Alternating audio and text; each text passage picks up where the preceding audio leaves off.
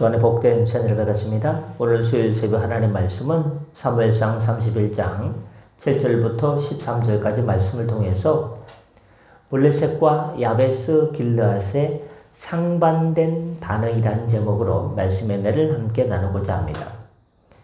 길보아산 전투에서 이스라엘 군대가 패배하고 사울왕과 그의 아들들이 전사했다는 소식이 들려지자 요단강 건너편 골짜기와 그 주변에 살던 이스라엘 사람들은 크게 두려워했습니다. 왜요? 한 나라의 왕과 그의 아들들이 함께 전사했기 때문에 얼마나 두렵겠습니까? 얼마나 마음이 힘들겠습니까? 그들은 블레셋 사람들이 자신들의 성읍을 점령할 것을 알고 모두 성읍을 버리고 그 마을에서 그 성읍에서 도망쳤습니다.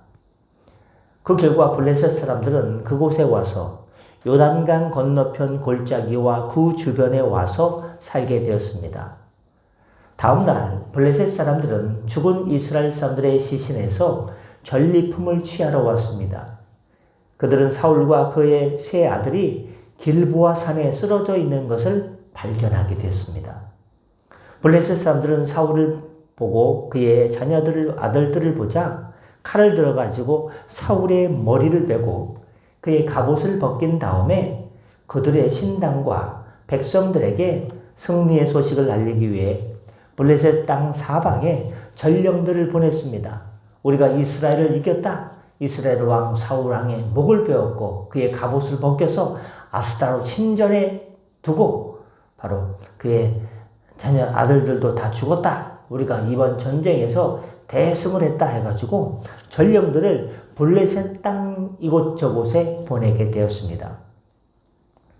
그리고 사울왕의 시신을 벳산 성벽에 매달아 놓았습니다. 잔인하죠? 이 소식은 요단강 건너편에 있는 야베스 길르앗 주민들에게까지 들려왔습니다. 야베스 하면 누가 떠오릅니까? 야베스의 기도가 떠오르지 않습니까? 복에 복을 더하시고 지경에 지경을 넓히시고 환난에서 벗어나게 하여 주시옵소서. 이 야베스 길르앗 주민들에게 바로 사울왕이 죽었다, 목베임을 당했다, 그의 갑옷은 아스타롯 신전에 보관되었고 사울왕의 목은 바로 그의 시신은 벳산 성벽에 매달려 있다. 이 처절한 소식이 야베스 길르앗 주민들에게까지 전해지게 된 것입니다. 그들은 사울이 예전에 자신들을 암몬 족속의 압제에서 구원해 준 은혜를 잊지 않고 있었습니다.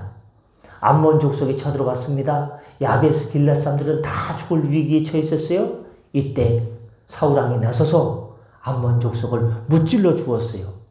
자기 그 지역 사람들이 다 죽을 위기에 있었는데 예를 들어가지고 구리로다가 외놈들이 와가지고 구리 사람들이 다 죽을 위기에 있었는데 이순신 장군이 명랑해전 말고 이 구리까지 와가지고 그냥 외놈들을 다 무질러 줬으면요, 이 구리 지역 사람들은요, 왕수천에 그 뻘밭에 있던 그분들은요, 그 이순신 장군이 얼마나 고맙게 느껴졌겠어요. 이런 식이에요. 암몬 족속이 쳐들어와가지고 야베스 길르앗 사람들이 다 죽을 위기에 있었는데 사울이 군사들을 끌고 와가지고 무찔러 줬으니까 얼마나 고마웠게요. 그 가슴속에 잊지 않고 기억하고 있었습니다. 그래서 그들은 사울이 예전에 자신들을 구해준 은혜를 잊지 않고 있었기 때문에 용사 몇몇이 밤새도록 걸어가서 사울의 시신이 지금 어디에 매달려 있습니까? 벳산 성벽이라는 곳에 매달려 있지 않습니까? 그곳에 가서 사울과 그의 아들들의 시신을 몰래 내려왔습니다. 그들은 시신을 야베스 길르앗으로 가져와서 불사르고 화장한 것이죠. 그들의 뼈를 야베스에 있는 에셀나무 아래에 장사 지낸 다음에 7일 동안 금식하며 슬퍼했습니다. 이 본문을 통해서 우리가 얻을 수 있는 교훈 첫 번째는 세상의 조롱 속에서도 믿음의 자리를 지키시길 바랍니다. 때때로 우리가 믿음이 약해질 때가 있어요. 아이고, 이렇게 신앙생활하는 것이 과연 맞는가? 내 신앙생활은 과연 이게 맞는가 하고 우리가 이렇게 고개를 기우뚱거릴 때가 있습니다. 그럴 때도 우리가 고민을 해도 이렇게 방황을 해도 믿음의 자리에서 방황해야 됩니다. 믿음 위에 있어야 됩니다. 이스라엘의 첫 번째 왕이었던 사울의 시신은 블레셋 사람들에게 조롱을 당하며 벳산 성벽에 매달려 있었습니다. 이는 단순한 한 왕의 죽음이 아니라 하나님의 백성 이스라엘의 수치와 절망을 상징하는 사건이었습니다. 블레셋 사람들은 자신들의 신인 아스다롯에게 승리의 영광을 돌렸습니다. 세상은 종종 우리가 믿는 것을 조롱하고 비웃습니다. 아이고, 그렇게 요즘 같은 시대에 교회 나가봤자 떡이 나오냐 밥이 나오냐, 뭐 그렇게 교회를 나가냐, 그냥 나 혼자 사는 게 뱃속 편하지, 뭐 사람들 속에서 부대끼면서 같이 신앙생활 하냐 라고 할 수도 있습니다. 그러나 우리가 기억할 것은 세상의 조롱이 우리의 믿음을 꺾을 수 없다는 것입니다. 내가 믿고 싶어서 믿는 것이 아니라, 내가 믿음을 치장하고 다스리고 내가 믿음을 가꾸는 것이 아니라, 믿음은 하나님께서 우리에게 주신 선물이기 때문에 이 선물을 다른 사람이 꺾거나 뭐 이렇게 풀어헤쳐가지고 버릴 수 없는 것입니다. 소중한 것입니다. 주님의 선물입니다.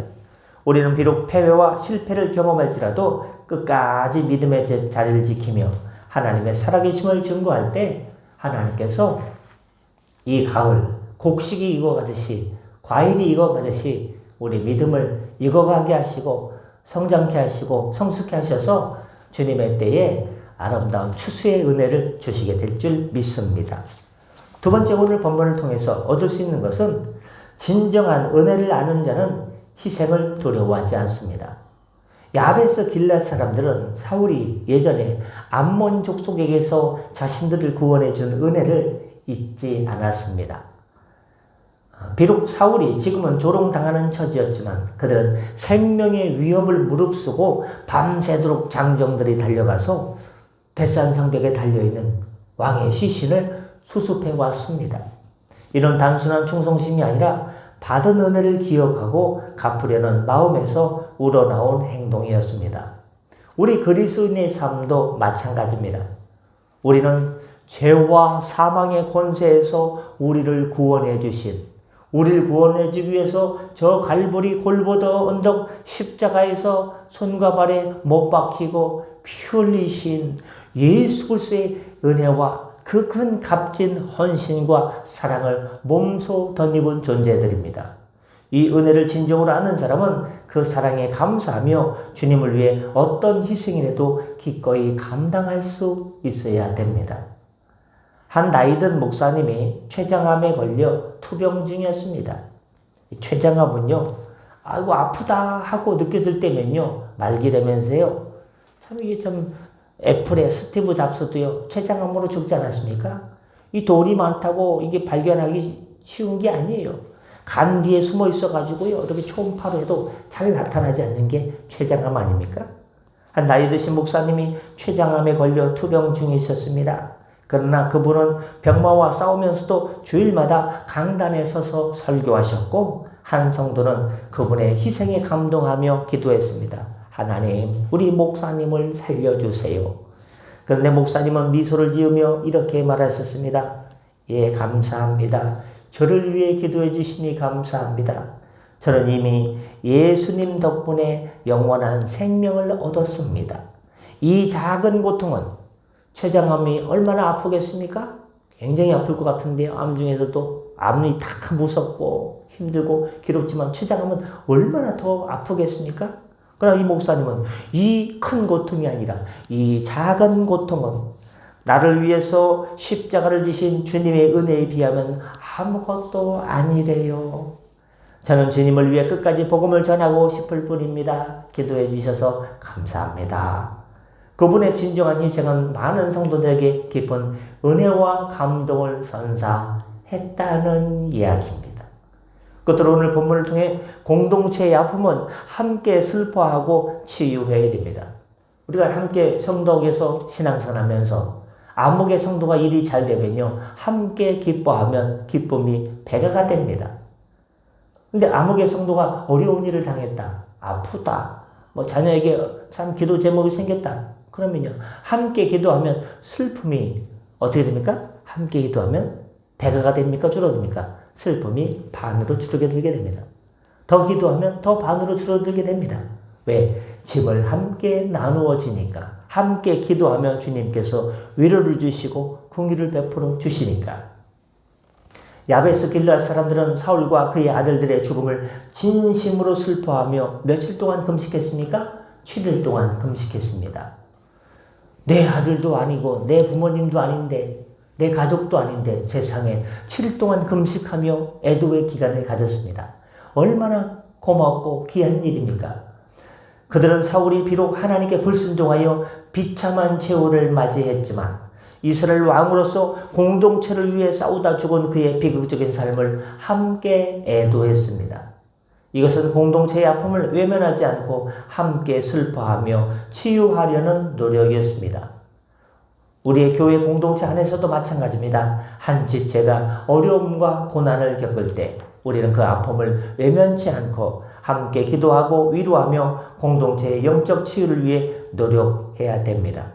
한 교회의 젊은 부부가 심각한 경제적 어려움과 가정 문제로 고통받고 있었습니다. 그들은 교회에 더 이상 나갈 용기를 찾지 못했습니다. 그때 교회 소그룹 리더가 이들 부부를 찾아가 그들의 이야기를 들어주고 진심으로 함께 울며 그 집에서 부둥켜 안고 기도해 주었습니다. 리더는 교인들에게 그들의 어려움을 알리고 함께 기도해 줄 것을 부탁했습니다. 교인들은 바로 헌금을 모으고 필요한 물품을 전달하며 그들의 아픔에 동참했습니다. 이들의 사랑과 연합은 그 젊은 부부에게 큰 위로와 힘이 되었고 다시 일어설 수 있는 믿음을 회복할 수 있게 되었습니다. 말씀 마칩니다. 주님께서 사랑하는 성도 여러분, 하나님께서 여러분을 사랑하십니다. 여러분은 혼자가 아닙니다. 하나님, 임마누엘의 하나님께서 함께 하십니다.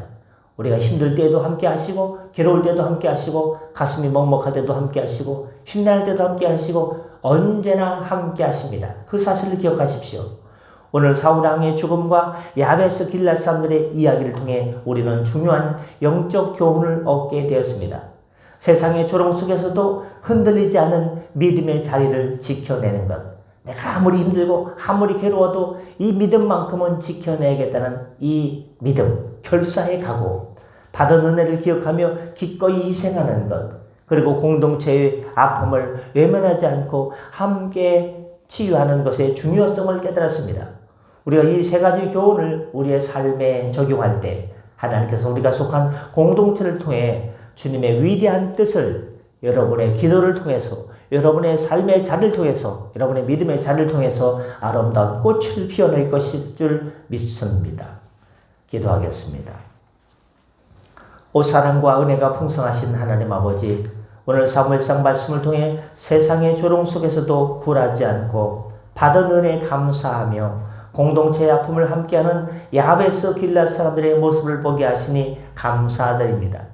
저에게도 어떤 상황 속에서도 주님을 향한 믿음을 굳건히 지키게 하옵소서. 하나님, 우리의 믿음이 흔들립니다. 달처럼 환한 보름달일 때도 있고 점점 빛을 잃어가는 초생달처럼 줄어들 때도 있습니다. 어찌하오리까? 우리의 감정과 우리의 의지를 의지하지 않게 하시고 변함이 없는 어제나 오늘이나 내일이나 영원토록 변함없는 하나님의 말씀으로, 하나님의 은혜로 우리의 믿음을 붙들어 주셔서 좌로나 우로나 흔들리지 않고 견강히 서갈 수 있고 주님만을 바라보며 하나님 굳건한 믿음의 반석에서 승리할 수 있는 믿음의 용사들 되게 하여 주시옵소서. 우리가 쓰러져 있습니다. 주님의 의로운 오른손을 붙들어 주셔서 우리를 다시금 일으켜 주시고 등을 두드려 주시고 하나님께서 품어 안아 주셔서 사랑하는 자녀야, 힘들지 괴롭지 그러나 용기를 내라. 내가 너와 함께한다. 임마누엘 주님의 음성을 듣고 다시금 일어서게 하여 주시옵소서. 요즘 세상 모든 교회 성도님들 다 힘듭니다. 하나님, 그러나 우리가 소망을 갖는 것은 하나님께서 우리와 함께 하시고 의로운 오른손으로 우리를 붙들어 주셔서 오늘도 내일도 일생 동안 주의 은혜로 이끌어 주실 줄 믿기 때문입니다. 성령님, 우리 인생을 은혜로 이끌어 주시옵소서. 긍휼과 위로를 베풀어 주시옵소서. 새 힘을 주시옵소서. 새 소망을 허락하여 주옵소서. 새 마음을 허락하여 주옵소서. 다시 일어나게 하여 주옵소서. 성령을 물붓듯 기름 부어 주옵소서. 성령께 인생을 의탁하며 감사하며 축복하며 예수님의 이름으로 기도드립니다. 아멘. 다 같이 자유롭게 기도하시고 편하게 들어가시겠습니다.